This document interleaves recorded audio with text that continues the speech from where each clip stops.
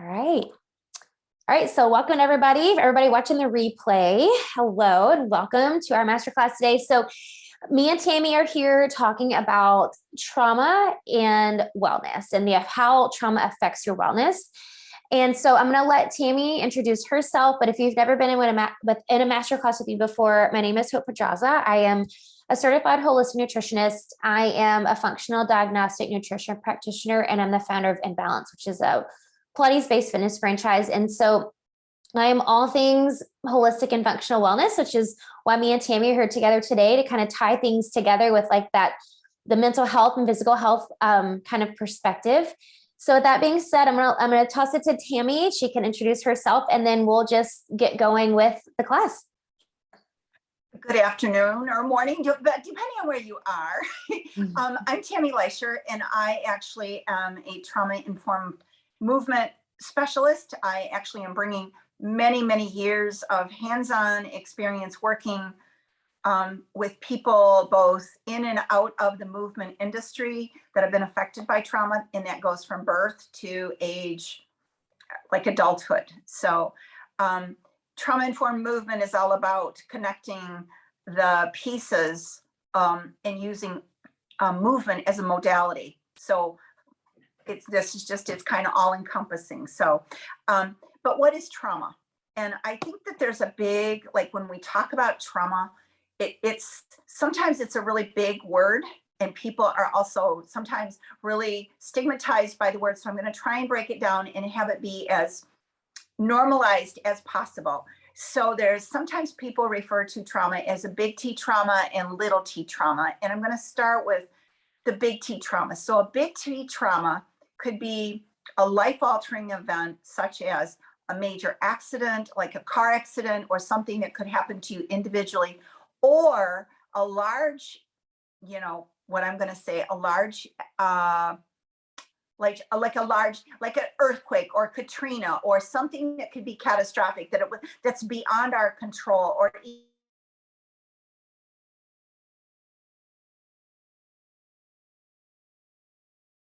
the impact of not what kinds of, because of that. Trauma could be repeated things. So sometimes these stem from our childhood.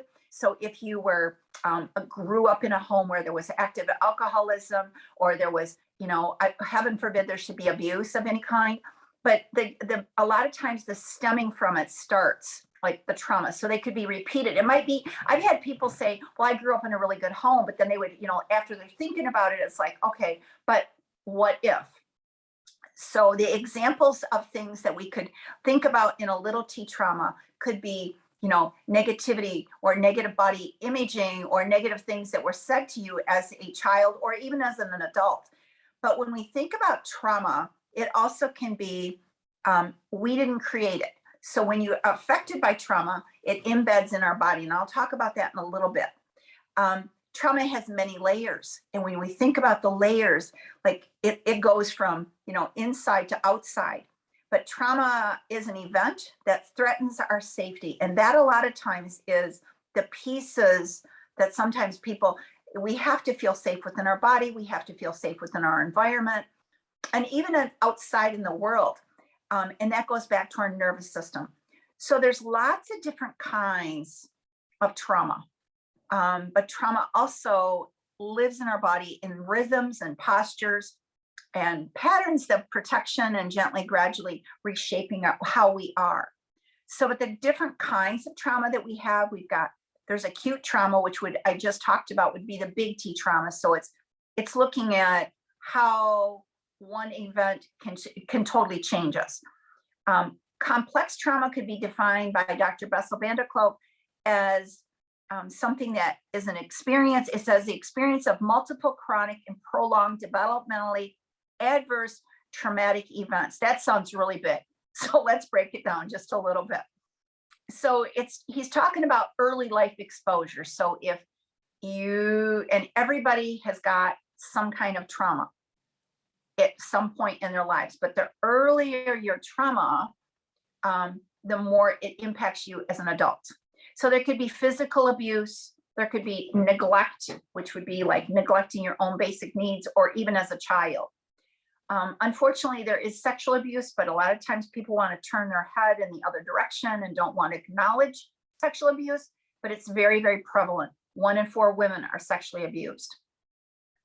There's emotional abuse, which a lot of times we, internalize so much, and it's from the emotional pieces of it.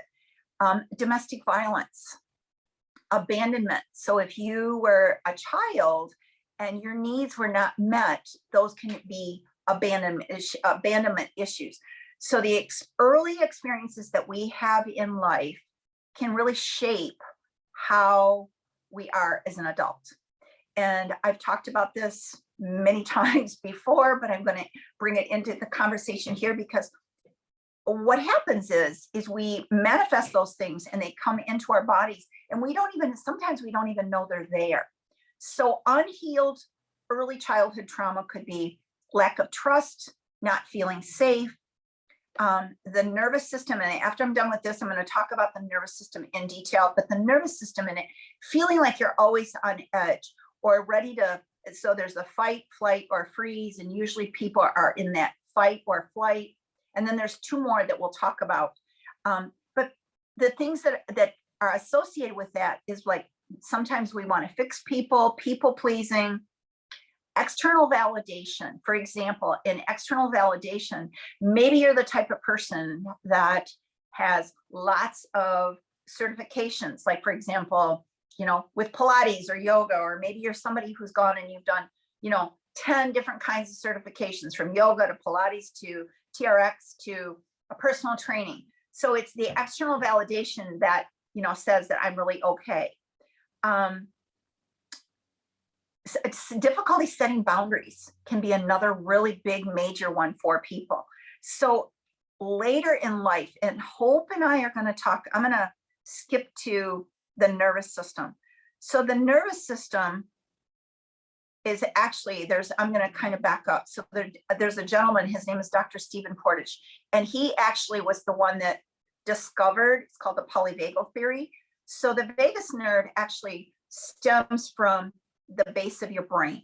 And so vagus means wander. So the vein goes down back sides of your neck and it meanders through your body, and it regulates our autonomic nervous system, which means that anything to do like within our face, our blinking of our eyes, the way we hear, the way we talk,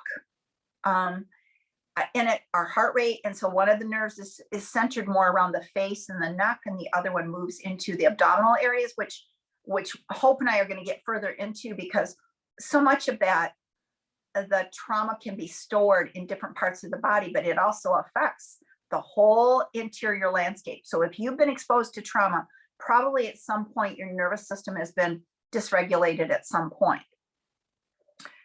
So a healthy vagal would be like where you're optimally, you can move between, they call it different states. So you can move from even if somebody makes you upset, and you can go from being upset to being back to being what I'm going to call that, just like a relatively normal state for yourself. But the issue is when people their nervous system is always heightened, it makes it really hard for people to bring themselves back down, which also aids in, that's where, when your nervous system is always heightened, that's where the issues around digestion can come in, or just your body in reference to illnesses and things like that. So it's hard to begin to look at the nervous system and trauma without connecting them all together, because ultimately it affects our whole body. And I can say to you that when people come, I use Pilates is my methodology when the people come to me, whether it's in my studio or in my courses, and we talk about how the trauma like stores in your body. So it could be in a variety of places. You could store it in your neck, in your face, in your jaw, your abdominals, hip flexors, pelvic region. So trauma really doesn't have any one particular, when it looks at storing trauma in your body, there's not just one particular place that it can store it in there. And everybody holds their stress and their tension differently.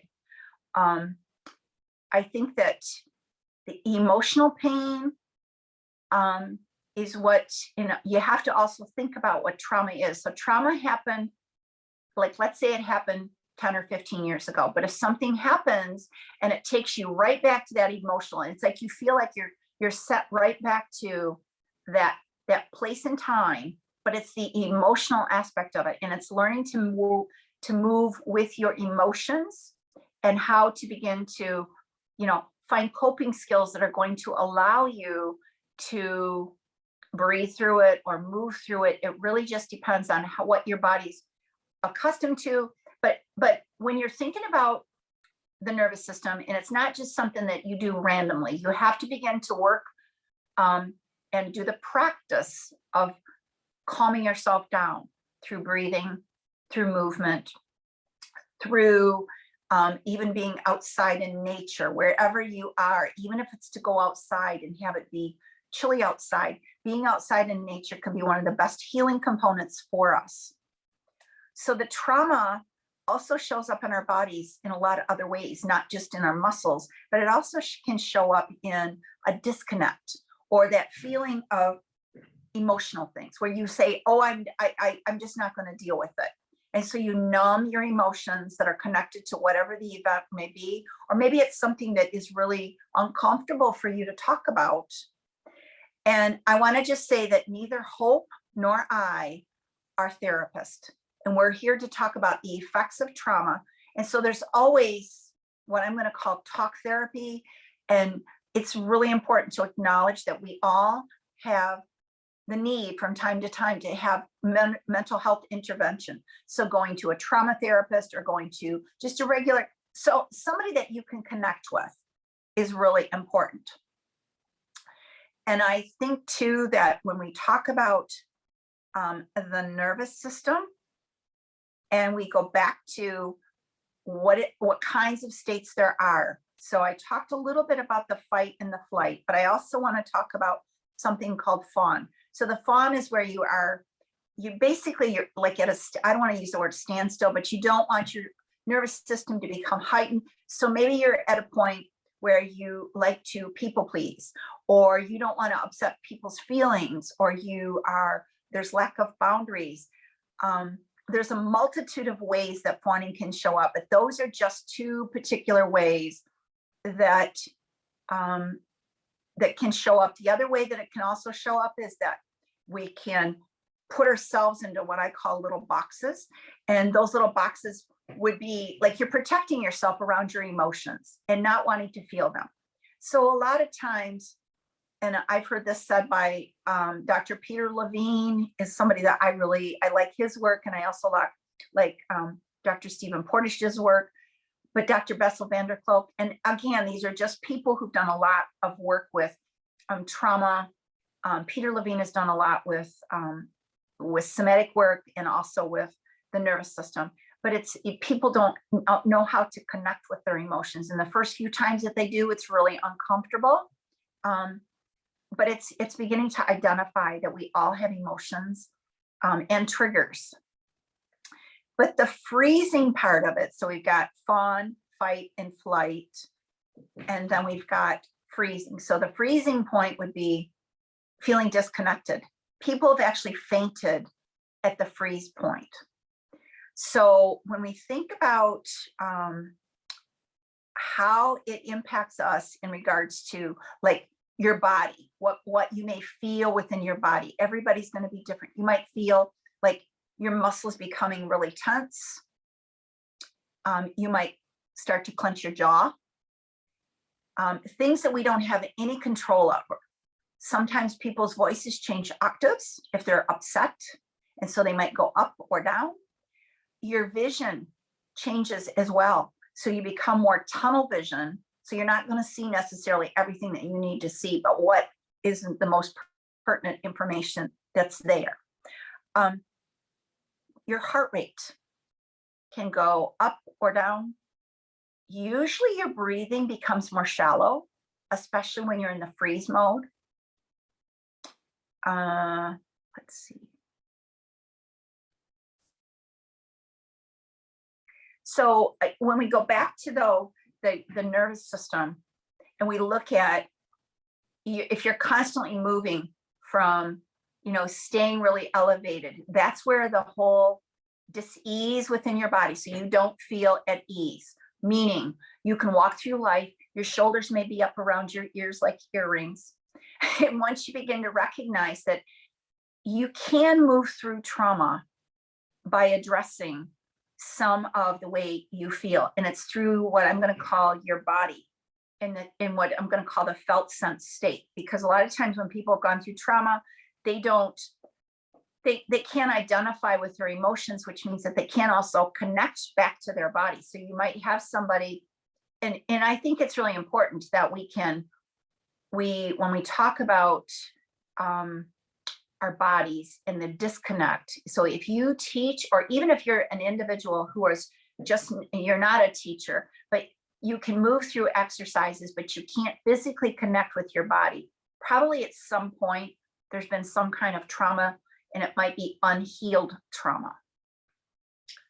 So when I say that, I have a lady that I've been working with for 2.5 years, and it's only been in the last 1.5 years that I can honestly say to you that she's now saying things to me like I was traumatized by something. And I mean, just the terminology that she's using. And when I work with people, I don't say to them, oh, I'm trauma informed. I let them come to me first in my studio. So I have a small boutique studio, and I even work with people on Zoom as well. So I think it really makes a big difference in our approach, but also how we as professionals approach trauma.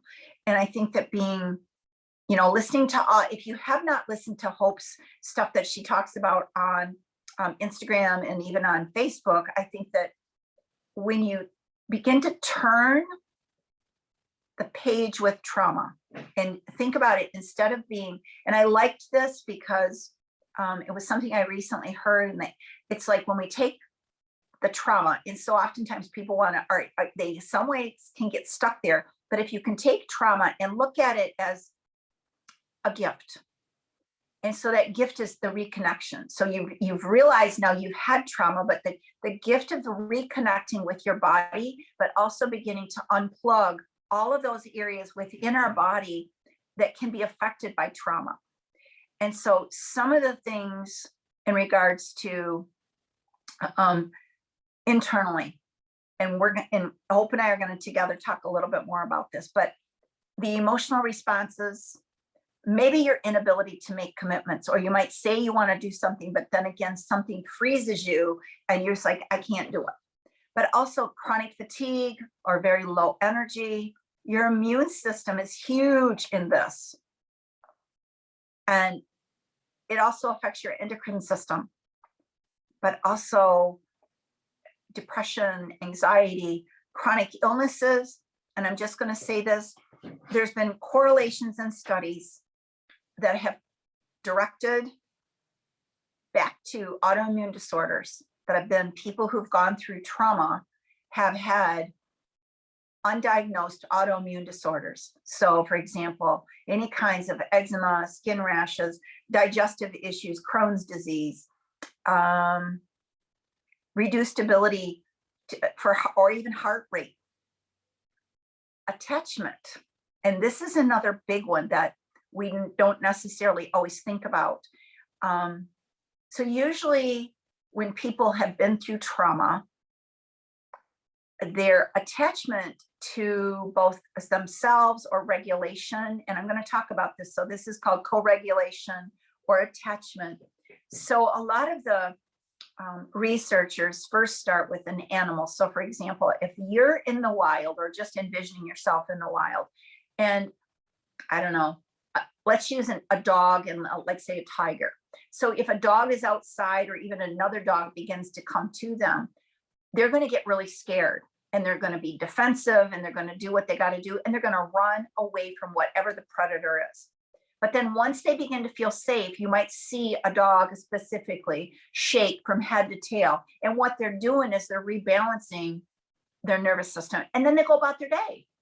So if it would be only that easy for us as humans.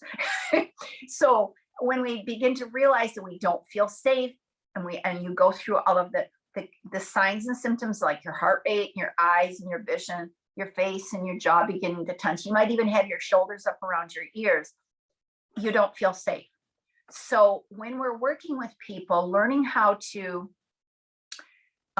regulate both your system and someone, it's not necessarily, you're not regulating for them, but you're regulating together. So the first example I want to use is for a child, an infant specifically. So we've all seen babies who cry, and usually when the mother picks the baby up in what I'm going to say in just a short amount of time, the baby begins to regulate, because the baby can't regulate on its own until usually they're probably, they start to do it more on their own by the time they're like at least 18 months to 3 years old, somewhere in that age range. But for a baby who is left in a crib to cry and cry and cry and cry, they don't learn those skills of what's called co-regulation, because you have to learn to co-regulate first before you can self-regulate.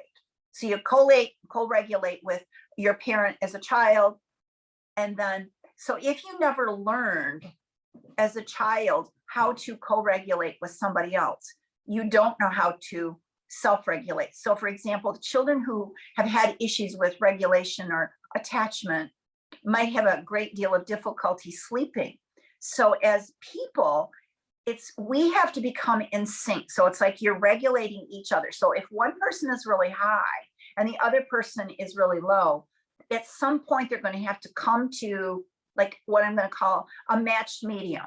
So for example, I'm going to just use this as an example.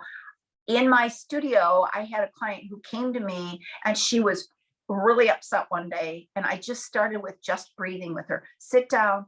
Let's just take a few big deep breaths in and out, just having her breathe her normal breath pattern. And then it began to bring her down. She could actually, like when you begin to look at it, it's like they can actually begin to see the muscles beginning to soften in their body. Their faces become a little bit more relaxed. So breathing is one way to help bring co-regulation.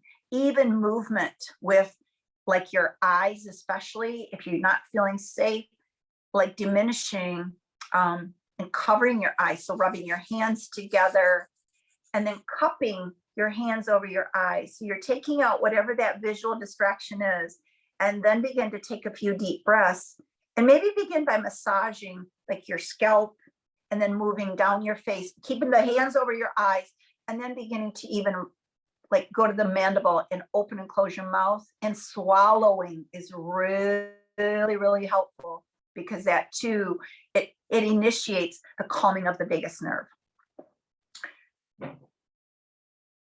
So when we look at putting things all together, when it comes to like our health and overall wellness, we all, especially after coming out of COVID, and I'm just going to say this, I think it's really important, but when we're coming out of COVID, so many of us are still dysregulated, or our nervous systems are still heightened. And it's really important to begin to identify those things. And when you look at the state of America right now with the shortage in mental health, I feel it's imperative, if we're working with people, whether you're a Pilates instructor, a yoga instructor, or maybe just a parent, it's really important to begin to identify that our nervous systems are heightened and what we can do to help self-soothe. So for example, finding things that make you feel good. And it could be whatever. I'm just going to use like sitting down and reading a book. Taking self-care time is not taking time away from your family. It's regrouping for yourself and learning that it's okay to do things for yourself. Because if you're always used to dealing and doing for everybody else, but not yourself, that's going to be one step that you can take in the direction that will help you regulate your own nervous system. So that might be reading a book. It might mean taking a bath. It might mean going outside, putting your feet in the grass. If you live where it's warm enough to do that, I would really encourage you. Water is another really self-soothing something that even washing your hands and taking the water, cold water up around your wrist helps regulate your nervous system as well. Swallowing or even doing what I'm going to call imaginary gargling. So it's like you take a big drip, like a big gulp of water, put it in, and then just swish it around in your mouth, and then swallow again and take maybe 3 deep breaths. That can help bring you down as well. So if you're driving in a car, these are things, and people think I'm silly when I say this, but it's like, doing deep breaths and imaginary gargling, or maybe humming is another really good. So it tones the vagal nerve because it's the larynx, the voice box. So humming, or even doing a sigh. So take a breath in and then just sigh, can be really cathartic for you as well. And these are all things that you can do on your own without people even knowing what you're doing. And I've had people say to me, well, how do you incorporate those into like your classes? And I might have the lights be a little bit dimmer, or even are we teaching over Zoom, just doing some things that are going to be nurturing for them, allowing them the agency to move their body the way that it feels good to you. So Hope is sending me a message here. So I'm going to just say that if you have questions, please drop them in the chat, but I'm going to let her come on and talk about the wellness portion of it now. So. All right. Perfect. Now, so group churches, I'm going to unpin, let's see how unpin and then pin again. Okay, cool. Okay. Yeah. So I'm going to kind of just take from where Tammy left off, and because she was kind of tying it into a lot of the things that I was going to talk about here, but I want to talk about how trauma really affects your wellness. So she talked about the vagus nerve and where it runs through the body. And that's really where it ties in with our health. So when we're talking about trauma, the vagus nerve is what really is control of that sympathetic or parasympathetic response. So whether it's the fight or flight, or it's the rest and digest state, right? So those parts of those trauma responses, the vagus nerve is responsible for that. So the vagus nerve runs from your gut to your brain. And this really is what controls so many aspects of your health, and in terms of like modulating inflammation and just keeping overall homeostasis in the body and your gut and your metabolism. It helps with the regulation of your food intake and helping you feel satiated, and how your energy is expended. So there's so many things that tie into the vagus nerve. And because that is such a huge part of what's affected in your body with trauma, that is how trauma and your wellness are really connected. So this gut-brain axis is really where the communication from your gut to your brain to your gut, it's a lot of it is through neurotransmitters, right? Things like serotonin. 80% of your serotonin is made in your gut. Your brain needs serotonin to function. And so when we're looking at things, the biggest effects of trauma, we're looking at, imbalances in neurotransmitter. We're looking at imbalances in hormones, because you need these neurotransmitters. Some of them act as hormones, some of them help produce hormones. So it's going to affect, your sleep and your mood and your pain and your stress and your hunger, all of these things. So when people experience trauma, the brain is communicating some message of danger to our gut through the vagus nerve, right? The brain and the gut are talking to each other. And so that's what turns on that fight or flight response, right? So you've heard of that response before, that sympathetic nervous system, where your body is literally getting ready to either fight or flee. So once you're in this sympathetic state, your body is sending signals to your digestive system to constrict or relax, to stimulate or reduce stomach acid or gut motility, and it can change your hunger cues. So if you ever think about if you've had like a big event or something that you were like kind of nervous about, right? You had some anxiety about it, and maybe you've lost your appetite right before that event, right? Your sympathetic nervous system is like basically pulling all of the energy away from every part of your body except your vital organs, your brain, your heart, and your lungs. Your brain needs to be able to function. Your heart and your lungs are getting ready to either run away or fight, right? So you've that feeling of like losing your appetite before an event, or when you're anxious about something, that's your sympathetic nervous system. It's rerouting its resources away from digestion, so you have the energy again to either run or fight or whatever it is that primitively, we're thinking about prehistoric times, that's that ancient part of our brain that's getting ready to either fight a predator or run away from it. And that's that part of your brain that still works in that same way. And so the issue though is with trauma, the messages from our gut to our brain, this message that's like, oh, there's this sense of danger. It's like on repeat. It's continually repeated. And so it's that long-term disruption of like going back to like homeostasis that really has lasting effects on our body. And really most importantly is the effects on your gut, which I'm going to talk about in just a second. So your gut microbiome, which is all of that bacteria and enzymes in your gut, really has some of the largest effects of trauma. So when your microbiome is unbalanced from trauma, it communicates that message of just chaos back to your brain through the vagus nerve. And that's when it becomes this cycle of like this constant sense of danger, right? It's repeating that. And even when you're in like this feeling of safety, like Tammy was talking about, bring yourself back into that sense of safety, your brain and your gut aren't like getting the external cue. So it doesn't know to go back to like, oh, okay, I'm okay. I don't need to run from a predator anymore. And so to kind of exacerbate things, the other thing that happens is because there's so many digestive things going on with these effects of trauma, it also affects your body's ability to absorb nutrients from food. And so, obviously we need nutrients to help our bodies be strong and resilient and to kind of as a buffer against stress. It's doing the opposite. So, B vitamins, magnesium, a lot of these essential micronutrients and minerals they're decreasing because our body isn't absorbing them. And so now it's like exacerbating that stress response.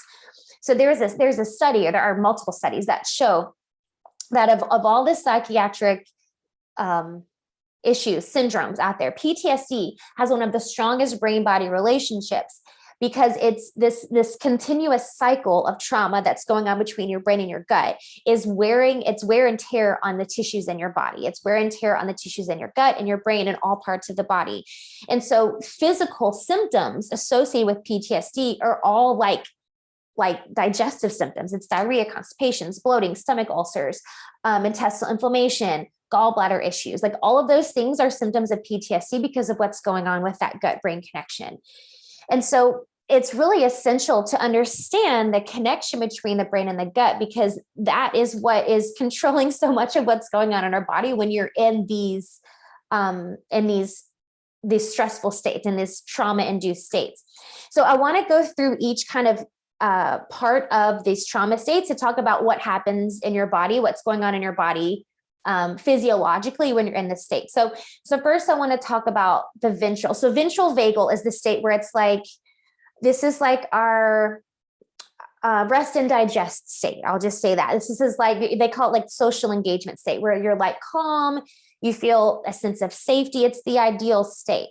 So when you're in this state, it's the vagal branch of your vagus nerve it's functioning above your diaphragm. It's functioning up this way. And so it's calming you down. So here's where you're in a state of healing and sleep and repair and building and restoration.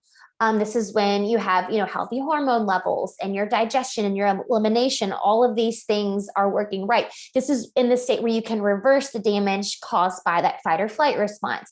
Health benefits, having a healthy heart and a regulated blood pressure, a healthy immune system, good digestion, just this overall sense of well-being is what you feel when you're in this state. And that's really the state we really want to be in the majority of the time. It's when we get out of this state where we start to find ourselves having health issues, right? So let's look at the sympathetic state when you're in that fight or flight. This is when your body feels this sense of danger, right? We feel like, I need to protect myself. Something bad's going to happen. I gotta protect myself. When you're in this state for a long time, this prolonged state of stress in the sympathetic state, your body's going to release energy really quickly, so it can make you feel drained. So I know you've probably felt the feeling of being in that stress state. You're in this anxious state, right? And you just feel totally drained. So then you're not only that, but your muscles start to break down. So when you're in this state of fight or flight, your body is going to produce excess of a couple hormones in excess. One of those being cortisol. Cortisol is like your get up and go hormone. But the other thing that it does is it breaks muscles down. It's a catabolic hormone, which means it breaks things down. It's going to break down muscle. So when you're in this prolonged state of fight or flight, your metabolism is going to slow down because now you have less muscle. The more muscle you have, the faster your metabolism. When you have less muscle, It's going to slow down your metabolism because the cortisol is breaking it all down. So the other hormone that it produces a lot of is adrenaline. Now, adrenaline, again, that's the hormone that gets you ready to, like, fight off a predator, or run away, or whatever. It's that excitement hormone, right? Which in like, acute states, it's necessary. It's necessary to get you through, if you are being chased by a lion or whatever, stressful state event that you're in. It's when it's in excess for a prolonged time that it gets to be a problem.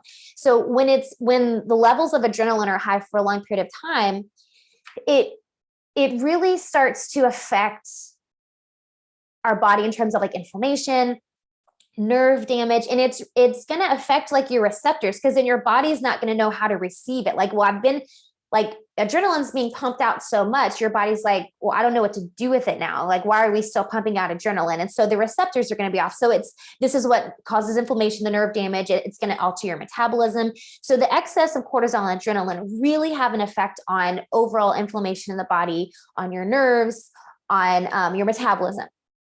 So not only that, but when you're in this fight or flight stage, this sympathetic state, the adrenaline is going to cause your body to use primarily glucose as fuel instead of body fats. You're going to store body fat because you're using glucose instead. So instead of being in this like rest and digest state where you can kind of shift that, you stay in that state. So you're holding on to body. Your body's like, doesn't know what to do with the body fat. It's just holding on to it. And it causes a lot of your other bodily symptoms to not work right. So because I mentioned this before, it's sending all of the blood flow to your vital organs, your heart, your brain, and your lungs. It's decreasing blood flow to all the other organs. So your digestion, your elimination, your sex hormones, your endocrine system, all of these things are just not functioning properly. A lot of times it can affect things like your cycle and fertility, because like the last thing on your mind when you're running away from a predator is like, let's make a baby. Like that's the last thing. So all of those things are going to be affected because your body's like, no, I just need my heart, my brain, and my lungs to work right. Everything else doesn't really matter. And this is when you start to have really serious digestive issues, and you start to see like the effects of inflammation, right? And not only that, but your blood sugar also stays elevated. So when you're in this fight or flight state, your body by instinct is going to raise your blood sugar level because that's going to give you the energy to run away for your predator or fight it off. But it's going to stay in that state. So now I've got these blood sugar levels that are staying constantly elevated, and it's going to cause some insulin resistance. It can cause blood sugar issues. And again, it's going to affect your metabolism. And so when we haven't looked at the effects of trauma and staying in these chronically stressed states, all of these things are going on like on a daily basis. All of these effects are going on a daily basis. And so when you're in this fight or flight, this sympathetic state, you're looking at things like anxiety attacks, panic attacks, brain fog, like you can't focus, right? Feeling a higher sense of stress in situations that normally wouldn't be stressful, right? Like you're in this heightened state, high cholesterol, high blood pressure, sleep problems, weight gain, chronic pain, chronic tension, and really just overall increased vulnerability to illness or to dis-ease. You're in this state of dis-ease when you're in that state for a long period of time. And then the last part of the system I want to talk about is the dorsal vagal branch. And this is like, basically it's just like shut down. Your body's like, I'm shutting down. I can't function anymore. Like I'm done. It's the freeze or faint state. And so when all else fails, you're like, I can't run away. I can't fight it off. I'm trapped. Like your body just shuts down. You get into this state of collapse. And so a lot of times this is when things like depression can set in, really looking at a lot of the mental health issues can set in because your body is like, I'm done. Like I can't do it anymore. And so we really have to pay attention to the signals that your body is sending it to understand like what direction your body is going, right? Because when you get into this state of a shutdown, it's that much harder to get back to that baseline level I was talking about, because you basically have to move back to the fight or flight state before you can get back to that like homeostasis. Like we have to get movement back in the body. Like let's get blood flowing. Let's get movement back in the body to get back to that state, because you're totally immobilized. Like you've disassociated from any social setting, disassociated from life just in general. And that collapse can be really dangerous. And that's when, like, because your other bodily systems can kind of decide to, like, I just don't want to work anymore either, right? So all of these things happening when you're out of this like homeostasis, right? You're in a dysregulated state. The biggest effects really are on your gut because of that gut brain connection with the vagus nerve that I talked about at the beginning, and what Tammy was talking about. So the digestive system really is the biggest, I think, one of the biggest victims in all of this, and this trauma response, because you're looking at, changes in gut bacteria, permeability in your gut, looking at things like leaky gut, looking at inflammation in the gut, changes in blood flow to their intestines, changes in like motility, increased sensitivities to food. So, I've had clients coming before and they're like, I've never been sensitive to these foods before. Like I've never had food sensitivities before. And all of a sudden, and so, hey, let's look back at any events that have happened over the past, however long it's since you've had these. And more often than not, there's an event, there's some traumatic thing that they can tie things back to. And it's just your body, there's been damage done to your digestive system because of that gut brain connection. And it's causing things to just go haywire. Now, when you're feeling the effects of, what's happened after trauma, you're feeling the effects of being in these chronic stress state because your body is in that constant loop from the trauma. There are plenty of ways to shift it. And Tammy talked about a lot of them, some of the ones that I was going to mention here, and I'll repeat a few of them because it's important to know, like, it's never too late to start to reverse what's going on in your body. It's never too late, because once you're in that rest and digest state that I was talking about, your body can repair from the effects that it's undergone in that fight or flight state. It is possible to repair it. It's important to understand, though, that the longer you've been in that state, the longer it's going to take your body to heal, but it doesn't mean it can't happen. It just means you might have a longer road to getting back to that state and healing things that have gone wrong. Really, the first key is just learning how to regulate your nervous system, which is what Tammy was talking about, and getting your body out of that stress response and learning. It's really building a sense of resiliency, because I was talking about this in my stories the other day on Instagram, on Facebook. You're going to get in a dysregulated state. Like, we're all humans, so it's going to happen. But really the key is building that sense of resiliency so that you can get back to that baseline, like homeostasis, that like calm state, that normal state as quickly as possible, so that we're not in that stress response for a prolonged period of time, because that's when the trouble starts to happen. So first is this idea of like finding cues of safety and danger, right? They call it neuroception. Like, so when I'm talking with my clients about, let's work with like some nervous system regulation, when you're in a situation, can you find as many cues of safety as possible? Because your body is like, oh, danger, danger, danger, danger. But there is always at least a couple things that, let's find safety in a couple things going on. So whatever situation you're in, the moment you're in, the people you're with, the place, wherever, look for some signs of safety. And I find this is really relevant when we're looking at health and wellness as a whole, because I find this a lot with ladies I work with, because most of the time, not all the time, but most of the time they've done all the diet, they've done all the things, and nothing has helped the things that they're dealing with, mostly because they're coming at it from the right angle. But two, when you're looking at like our typical diet culture, right? It's just like start one diet and it's always like the most extreme thing.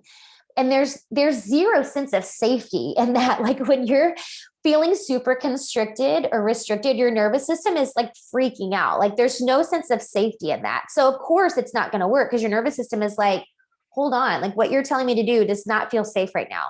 So it's important when you're wanting to get healthy, when you're looking at doing things for your body, to implement things slowly. Like this is why when I work with women, there's like a process. And when you're looking at like reducing inflammation in the body, it does require for you to get rid of some things, some inflammatory foods and things, but it's that slow process in doing that. So you're not just throwing everything out all at once and totally freaking out your nervous system, and then it just kind of like rebels against it. So you don't want to overwhelm it. So implementing things slowly when we're looking at this from like, a health or diet perspective is really how to keep that sense of safety in your nervous system, so you're not just totally freaking it out. So regulating your nervous system in that sense is one way. The other way is vagal toning. And this is some of the things that Tammy was talking about earlier. But the vagus nerve, remember, is that connection between the gut and the brain. And it really does play a huge role in your body's response to stress or to trauma. And so there are ways to strengthen or tone your vagus nerve. You might have heard of the term vagus nerve stimulation or vagus nerve toning, but all of these things really help strengthen that part of the body. So there's a few things that kind of like actionable things you can do that manipulate the vocal cords. So these are some of the things like Tim was talking about. Gargling, singing or humming is a really good thing to tone the vagus nerve. Oming, like if you've ever gone to yoga and you do the om, chanting ohms, or even just chanting, like Kundalini yoga, there's a lot of chanting involved in there, things like that. Chanting, it's that vibration, right, in the vocal cords. Laughing is a good way to do it. And there's another one which I'm not a fan of, but gagging is another one you can do. And I've been in a couple groups before where this is like a big thing. Is the gagging can be, some studies show that it can be one of the most effective ways, using like a tongue depressor. You want to use your finger, that kind of grosses me out, but that's another way to do it. Cold water treatment is another one. If you've seen people do like the cold plunge or like sitting in an ice bath, and that really it's working on being able to keep your nervous system regulated, or doing like cryotherapy, things like that, where you're kind of shocking your body with cold is another good way to stimulate the vagus nerve. So there's other ways to do this that don't require like physical things like that. It's more of kind of calming your parasympathetic nervous system. These are things like journaling. Gratitude journaling is a great one. Meditation, deep breathing. I always like to teach the box breath. So like breathing in for 4, holding for 4, exhaling for 4, holding for 4. But like box breathing is a good one. And then just like Tammy was saying, like getting outdoors, like being one with nature, like grounding yourself in the grass on the earth. Those are all really great ways to really calm your parasympathetic nervous system and keep you in that regulated state. The other part of that, besides regulating your nervous system, is working on healing your gut microbiome, because I mean, you are literally changing the chemical makeup of your brain and your microbiome when you're dealing with the effects of trauma from all of these things that have gone haywire in your system.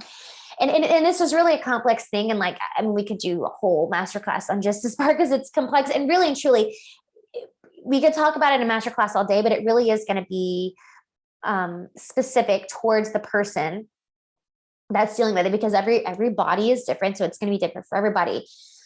Because we're looking at, multiple opportunities for healing here, but regardless of that piece of like bioindividuality, the bioindividuality factor, there are definitely some commonalities that we're looking at to heal. And we're looking at first reducing inflammation. And so let's get rid of as many inflammatory things as possible, whether it's foods, the atmosphere you're in, things you're putting on your body, like personal care products, cleaning products. So reduce the toxic load on your body, reducing inflammation, and then calming down the stress response in the gut. It looks like addressing dysbiosis, which is any imbalance in gut bacteria. The good bacteria and the bad bacteria are out of whack now. So balancing that out. Getting rid of any pathogens or parasites that have taken residence in your gut, which more than likely has happened, because that's what happens when things get out of whack. Those opportunistic bacteria just wait for the minute that they can take residence in your gut, and they just make themselves at home. So getting rid of that stuff. Healing any intestinal permeability, any little perforations that have happened in your gut because of all the inflammation. Balancing out stomach acid and enzymes. A lot of times when you're stressed and your organs aren't working right, your pancreas isn't working right, so it's not putting out the right digestive enzymes to help you break down your food. We need to balance that out so your body can do what it's supposed to do, which is break down your food and digest your food. And then looking at any nutritional deficiencies, because like I mentioned before, when you're in this state, when trauma has kind of caused this loop between your gut and your brain to like not work properly, your body isn't absorbing, it's not breaking down things, and it's not absorbing the right nutrients. So it's really important to address those deficiencies and kind of balance those out and be able to just heal your body in terms of like how your body is processing those micronutrients, the vitamins and minerals. And it's really just retraining your body and continuing to build that sense of resiliency so that really you can live freely without having to worry about, every time you get stressed, is, oh, my body going to freak out every time I get stressed. It's having that sense of resiliency, being able to bounce back and not have to worry about long-term consequences. So that is my spiel here for the health wellness version. I know we have a few minutes left. If y'all have any questions, if you want to post any questions in the chat for me and Tammy based on anything that you heard today. And for those of you who are watching the replay, you're welcome to hit reply on the email and ask any questions that came up of anything that me and Tammy talked about. But I'll give you all a couple minutes here if anybody has any questions on anything related or unrelated, just anything for me and Tammy in terms of trauma, wellness, the nervous system, any of those things. And there's only a couple of y'all here that are live. So even if you want to unmute yourself, that's fine too. If you want to unmute yourself and ask the question, feel free. I'll let the silence sit here for a couple minutes and see if y'all have anything that came up. Or if Tammy, you want to add anything while anybody's thinking about questions. I was just going to say, Kelly is actually one of my students. So nice. I just welcome her here. So that's yes. awesome. Very cool. Awesome. Let's see, let me go to my gallery view. Very cool. Oh. Hi, Kelly. That's awesome. Very cool. Well, Lindsay's one of my new clients. So there we go. We each have somebody here. All right, y'all. So if y'all don't have any questions, Tammy, do you have any last minute things you want to add? I just want to say thank you for joining us. And Lindsay, it's nice to, I'm glad everybody's here in community. So I just really appreciate, and I just want to say thank you to you too, Hope, for inviting me to come and be a part of this. Of course. Yeah, of course. It's really such a great conversation. And I feel like it's a conversation we don't have enough. And we've talked about this before, is I think it really is one of the biggest missing pieces in the wellness equation is dealing with trauma. And like you were saying, I think there's such a stigma around trauma that it has to be some big, huge event. And it's not always that way for people. Like little T traumas add up to big trauma in the body. And so in the body, trauma is trauma. So it doesn't have to be this huge, gigantic traumatic event to cause changes in the body. Yeah, you're welcome, Lindsay. Yes. So I do think it's important. And I think it's important to realize too, like, of course, therapy is important. And like Tammy said, neither of us are therapists, but there is this somatic element to trauma. And there is this part of the body that also needs to be healed from trauma. So it's really important to put those two together. That therapy, of course, is valuable and it's important, but there's also this piece of like your body itself, your physical body has to be healed too. So yeah, I think it's really one of these pieces that's missing that needs to be addressed. So Hope, I just want to put a plug in here for you and I together. So on May 18th, Hope is actually going to, so I host, it's called Embracing Change, Talking Through Trauma. And Hope is actually going to be my guest coming on there. And I'm hoping that we can do maybe like a version of something similar to this. So I think it's just really, it's minimizing and showing that there really is resiliency with trauma. And it's just a new way of what I'm just going to say, refocusing on it. And I think it's just really the big piece to start with is the awareness. And I think that creating the awareness, and people have said to me, I think it's just being an advocate for trauma informed or in how it affects our overall health and movement and whatever else you want to say that goes along with it. So totally. So yeah. I just, so Kelly and Lindsay, if you can't join us, it'll be on my Instagram page. So it's all on Instagram, so you can just join. But I'll have stuff put out. For sure. I was gonna say, we'll share ahead of time for sure, so y'all can catch it. I'm excited about that. It's awesome, and you can continue the conversation. Yes. So, but ladies, thank you. Perfect. I appreciate it. So yes, thank y'all so much for joining us. For those who joined live, everybody watching the replay, this is really a crucial conversation. So yeah, thank y'all for coming. Thank y'all. All right, I'll see you later. I'm gonna stop record, and we'll see y'all next time. All right.